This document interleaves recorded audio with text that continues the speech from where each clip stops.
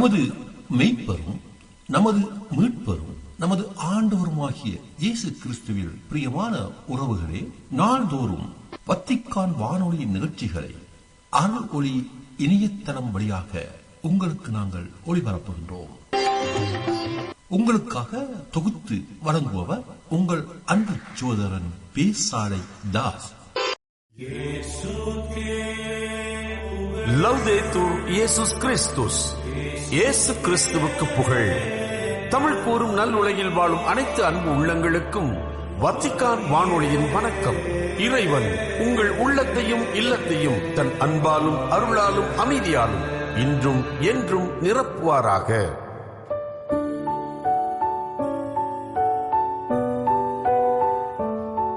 அன்பு நேயர்களே, வத்திக்கான் வானொலி இன்று உங்களுக்கு வழங்குபவை ஆன்றோர் வாக்கு, திருத்தந்தையின் புதன் பொது மறைக்கல்வி உரை மற்றும் செய்திகள்.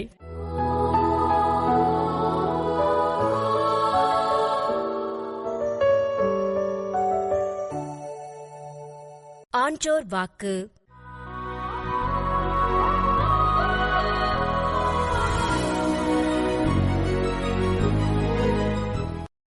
பிரான்சிஸ் பேக்கன் என்ற அறிஞர் இதோ ஒரு மிக அழகான வாக்கியத்தை நமக்கு சொல்லி இருக்கின்றார். Knowledge itself is power. அறிவு தன்னிலே ஆற்றல் கொண்டது. இந்த வாக்கியத்தை நினைக்கும் போது நிகழ்வு ஒன்று என் நினைவுக்கு வருகிறது. ஒரு நடுத்தர அளவுள்ள ஒரு தொழில் நிறுவனத்திற்கு ஒரு புதிய தலைவர் பணியமர்த்தப்பட்டார். அவர் அதிகம் படித்தவர் அல்ல, ஏதோ ஓரளவுக்கு படித்து ஓரிரு பட்டங்களை பெற்றவர். ஆனால் அதே நிறுவனத்திலே அவரை விட இன்னும் அதிகமாக படித்தவர்கள் எல்லாம் இருந்தார்கள். எனினும் இவர் அந்த பொது நிர்வாகியாக தேர்ந்தெடுக்கப்பட்டு தலைவராக பணியமர்த்தப்பட்ட பிற்பாடு அவரை பற்றி பேசிக் கொண்டார்கள்.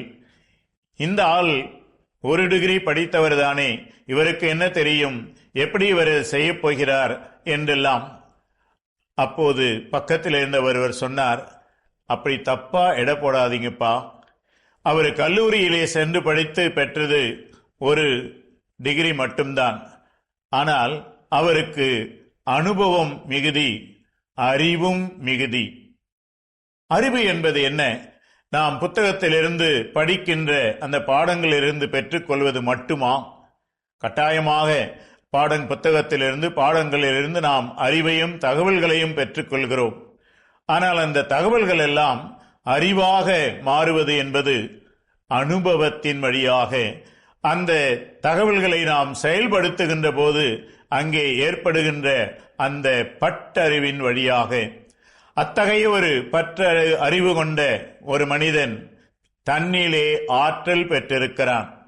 நான் சொன்ன அந்த ஒரு உதாரணத்திலே அவர் தலைவராக அங்கே அமர்த்தப்பட்ட பிற்பாடு ஒரு சில மாதங்களுக்குள் அந்த நிறுவனம் மிகச்சிறந்த ஒன்றாக செயல்பட்டது.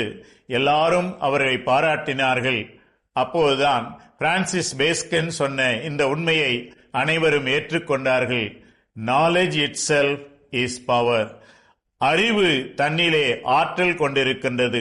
நண்பர்களே, நாம் வாழ்விலே மேம்பட வேண்டுமென்றால் அறிவை வளர்த்து கொள்ள எல்லா முயற்சிகளையும் மேற்கொள்ள வேண்டும். சிறு வயதிலிருந்தே அந்த அறிவை வளர்க்கின்ற முயற்சியில் நாம் ஈடுபட்டோம் என்றால் நமது வாழ்க்கையிலே ஆற்றல் பெற்றவர்களாக வாழ்வோம். முயன்று பார்ப்போமா?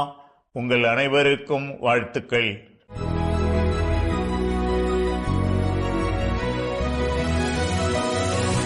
திருத்தந்தையின் புதன் பொது மறைக்கல்வி உரை.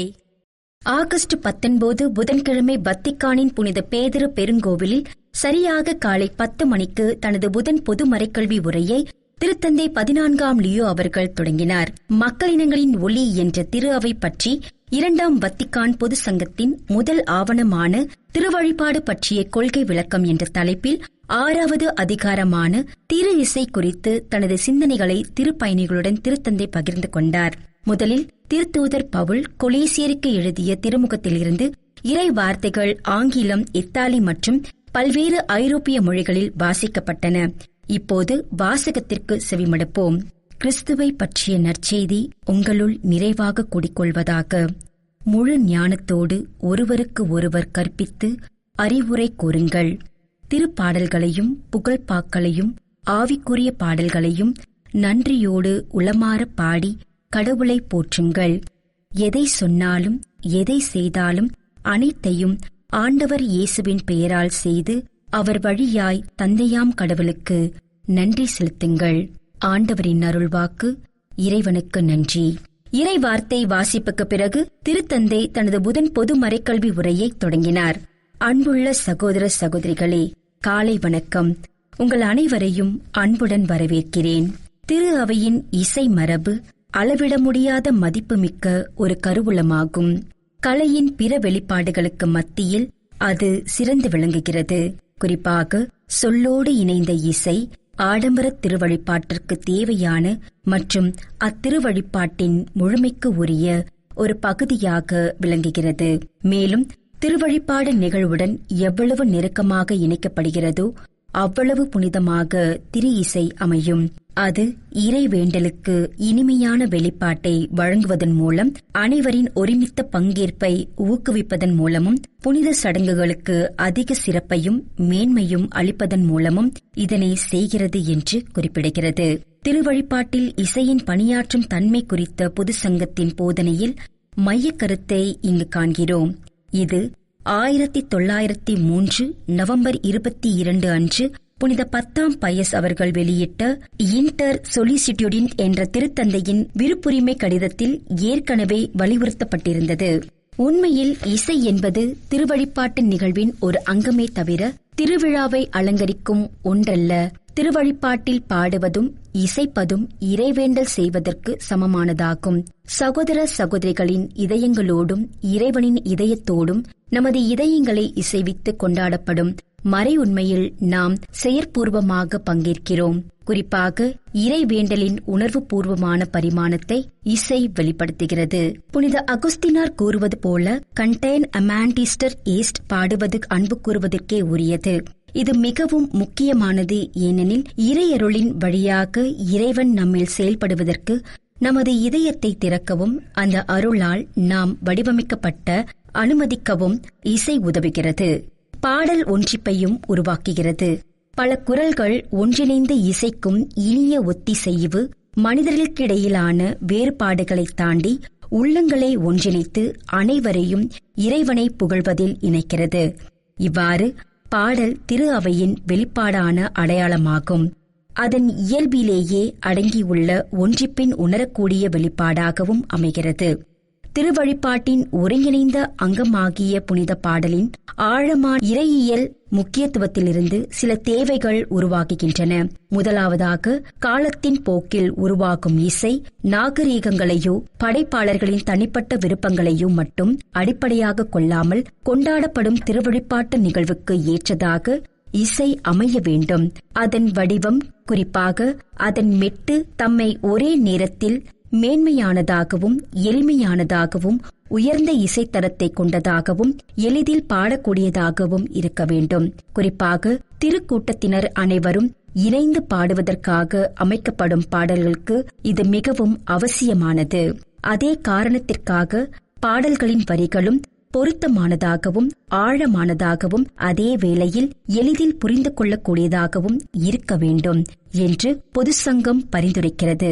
அவை முதன்மையாக திருவிவிலியம், திருவழிபாட்டு நூல்கள் மற்றும் திரு அவையின் ஆன்மீக மரபிலிருந்து ஈர்க்கப்பட்டிருக்க வேண்டும். இவ்விடயத்தில் நாம் விழிப்புடன் செயல்பட வேண்டும்.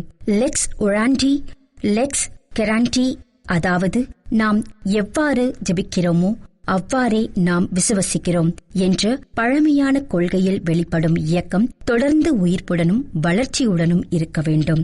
அதாவது இறைவேண்டலின் சட்டமே நம்பிக்கையின் சட்டமாகவும் அமைகிறது. திருவழிபாடு பற்றிய கொள்கை விளக்கம் இறை மக்களின் செயற்பூர்வமான பங்கேற்புக்கு மிகுந்த முக்கியத்துவம் அளிக்கிறது.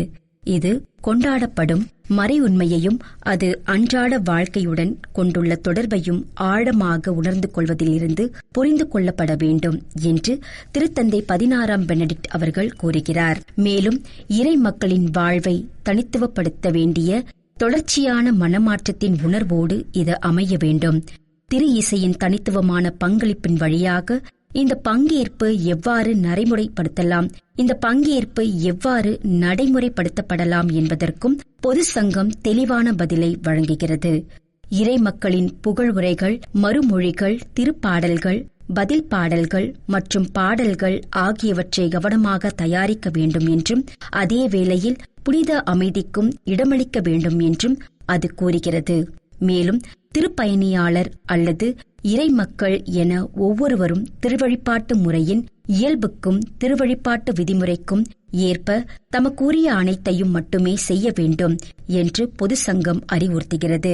இவ்வாறு பல்வேறு பணிகள், பங்கேற்புகள் மற்றும் அமைதியான தருணங்களுக்கு இடையே நல்லிணக்கணமாக சமநிலை நிலைநிறுத்தப்பட வேண்டும். பொது சங்கம் கிரகோரிய பாடல்களுக்கு மிகுந்த மதிப்பளிக்கிறது. அதேவேளை பிற வகையான புனித இசைகளையும் திருவழிபாட்டிலிருந்து அது விலக்கவில்லை. குழல் இசைக்கருவியான ஆக்ரானுக்கும் சிறப்பான முக்கியத்துவம் அளிக்கப்படுகிறது. அதே நேரத்தில் பிற இசைக்கருவிகளும் புனித பயன்பாட்டிற்கு ஏற்றவையாகவோ அதற்கேற்றவாறு மாற்றி அமைக்கக்கூடியவையாகவோ ஆலயத்தின் மாண்புக்கு பொருத்தமான்மையாகவோ இறை மக்களின் ஆன்மீக வளர்ச்சிக்கு உண்மையிலேயே உதவுபவையாகவோ இருந்தால் பயன்படுத்த அனுமதிக்கப்படுகின்றன. பொது சங்க சீர்திருத்தத்தின் முக்கிய அம்சங்களில் ஒன்று பயன்பாட்டிற்கேற்ப திருவழிபாட்டை வெளிப்படுத்துதல் ஆகும். திரு இசையிலும் இது முக்கியமான பல்வேறு பண்பாடுகளின் இசை மரபுகள் மக்களின் சம மற்றும் சமூக வாழ்வின் ஒரு பகுதியாக இருப்பதால் அவற்றுக்கு உரிய முக்கியத்துவம் அளிக்கப்பட வேண்டும். எனவே அனைவரிடமும் பொருத்தமான சமய உணர்வை வளர்க்கும் கல்வியை வழங்க வேண்டும் என்றும், முடிந்தவரை அந்தந்த மக்களின் பாரம்பரிய இசையை பள்ளிகளிலும் புனித வழிபாடுகளிலும் ஊக்குவிக்க வேண்டும் என்றும் பொது சங்கம் பரிந்துரைக்கிறது. திருவழிபாட்டு சூழலில் பாடகர் குழுவுக்கும் சிறப்பான பணி வழங்கப்படுகிறது. இது ஒரு மேய்ப்பு பணி கருவியாகும். பல்வேறு வகையான பாடல்களுக்கு ஏற்ப தங்களுக்குரிய பகுதிகளை துல்லியமாக பாடுவதையும், இறை மக்கள் அனைவரும் பாடலில் செயற்பூர்வமாக பங்கேற்பதையும் ஊக்குவிப்பது அதன் பணியாகும். இதற்காக திரு இசையை இயற்றும் இசையமைப்பாளர் திரு அவையின் இசை மரபை அறிந்து கொண்டு பாதுகாக்க வேண்டும். அதிலிருந்து ஊக்கம் பெற்று திருவழிபாட்டிற்கு சேவை செய்யும் புதிய இசை படைப்புகளை உருவாக்க வேண்டும். அதேவேளை இன்றைய காலத்தின் உணர்வுகளையும் பல்வேறு பண்பாட்டு மரபுகளையும் மதிக்க வேண்டும். இதன் மூலம் பணியில் காணப்படும் குறைபாடுகள், அலட்சியமான வெளிப்பாட்டு வடிவங்கள், திருவழிபாட்டின் மாண்புக்கு பொருந்தாத தரமற்ற இசை மற்றும் பாடல் வரிகள் ஆகியவற்றிலிருந்து வழிபாட்டை தூய்மைப்படுத்தி திருவழிபாட்டு இசைக்கு உரிய மாண்பையும் தரத்தையும் வழங்க வேண்டும் என்று புனித திருத்தந்தை 2ஆம் ஜான் பால் வலியுறுத்தினார். இந்த காரணங்களுக்காக புனித இசையின் பயிற்சியையும் நடைமுறையையும் ஊக்குவிக்க வேண்டும் என்று பொது சங்க தந்தையர்கள் பரிந்துரைக்கின்றன. திருப்பயணி பயிற்சியகங்களிலும் ஆண் பெண் இருப்பாளரின் துறவு புகுமுக இல்லங்களிலும் இவர்களின் கல்வி கூடங்களிலும் மற்ற கத்தோலிக்க நிறுவனங்கள், பள்ளிகள் ஆகியவற்றிலும் இசை கல்விக்கு பயிற்சி அளிக்கும் முக்கியத்துவம் அளிக்க வேண்டும்.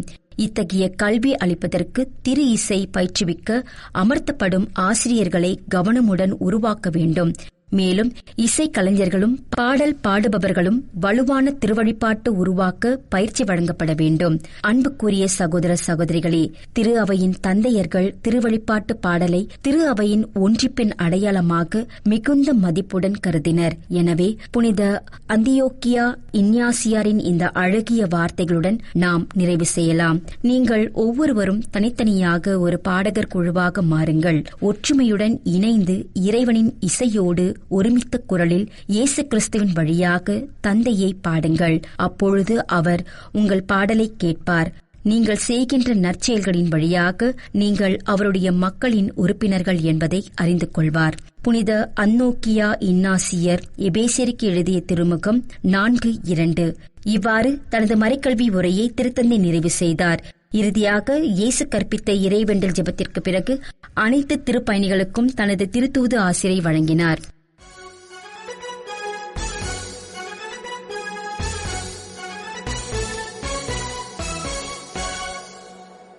செய்திகள்.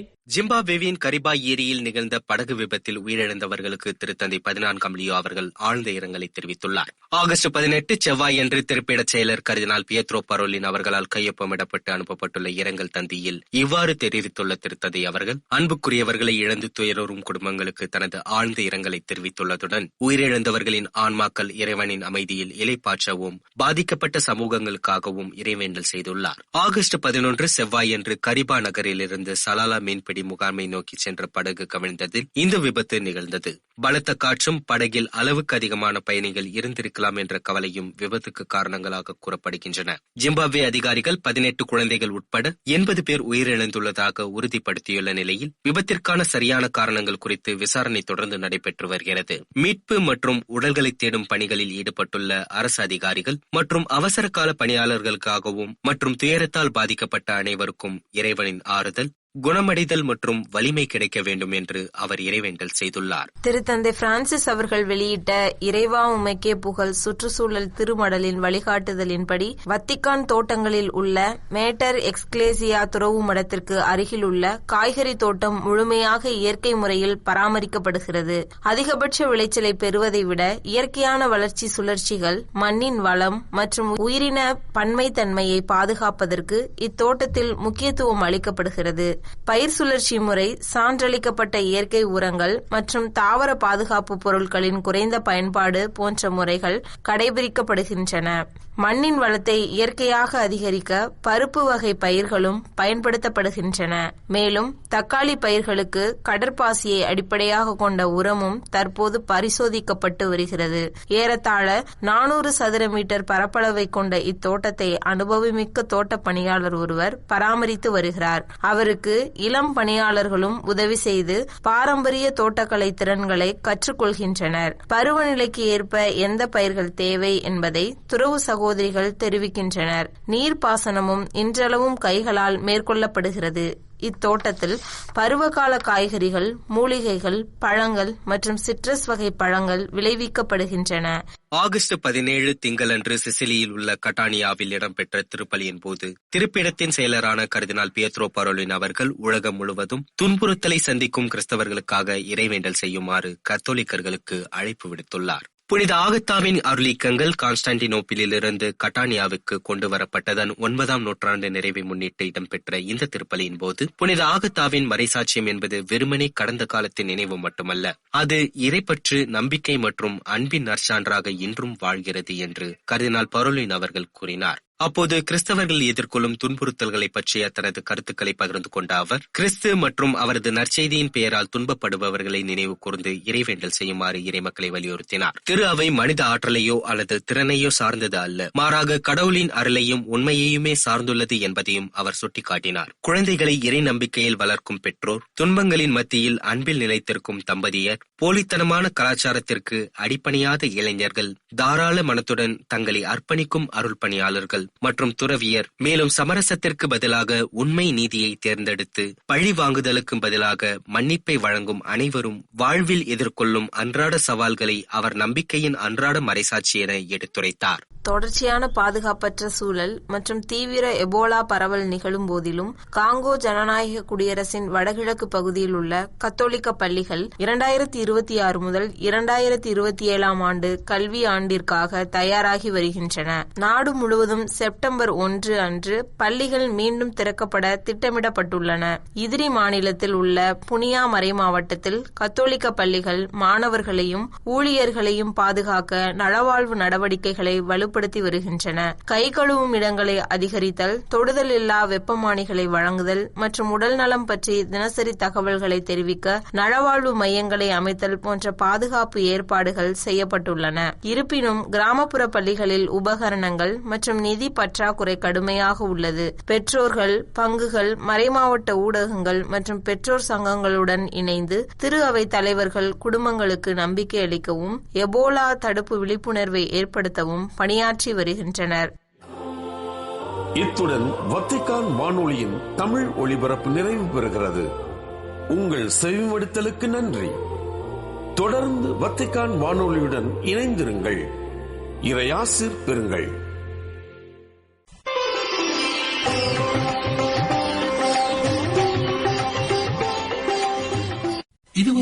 நீங்கள் செவியுற்றது வத்திக்கான் வானொலியின் இன்றைய நிகழ்ச்சிகள். மீண்டும் மற்றொரு வத்திக்கான் வானொலி நிகழ்ச்சியில் உங்கள் அனைவரையும் சந்திக்கும் வரை அன்பு விளைவிட்டுச் செல்வது உங்கள் அன்பின் பேசாலை தாஸ்.